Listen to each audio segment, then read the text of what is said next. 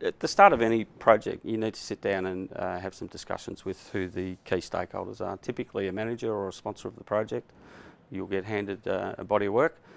Sometimes that's in an informal way, sometimes it's less informal. It might be a verbal discussion with your manager.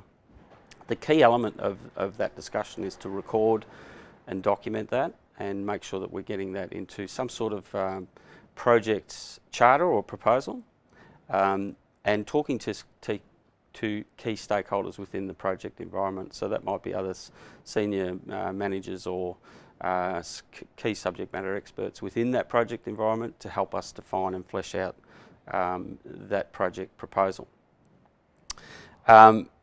Once that is done, we're able to then put together a draft of the scope of works and think about what is it that the project is intended for, the reason, the strategic link behind what's driving the project, what are the key objectives that need to be achieved on the project, and what are the outputs that the project's going to produce. So we start to build some definition around the projects, and we start to think about what boundaries this project needs to operate under, and what, in particularly, what we're constrained by. There are typically many iterations of a project scope before it goes up for approval, and the key stakeholders are the sponsor, steering committee, the project owner would typically be involved in those that back and forth of getting that document clearly defined. This is for me, the most critical component of any project is getting that scope clarity right up front, and making sure that we don't progress through that stage without approval and agreement by those key stakeholders.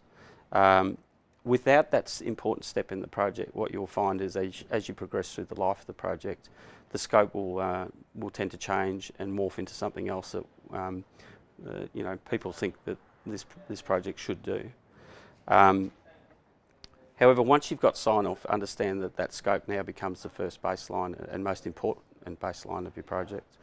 Sign-off's required, and then through that sign-off process, we then go back and communicate the scope to those key stakeholders to say, hey everybody, this is now what we're dealing with, and this is our intent moving forward. It also provides that very, very basic first level document that we come back and measure to for the rest of the project. So scope definition is, for me, the most critical component of any project.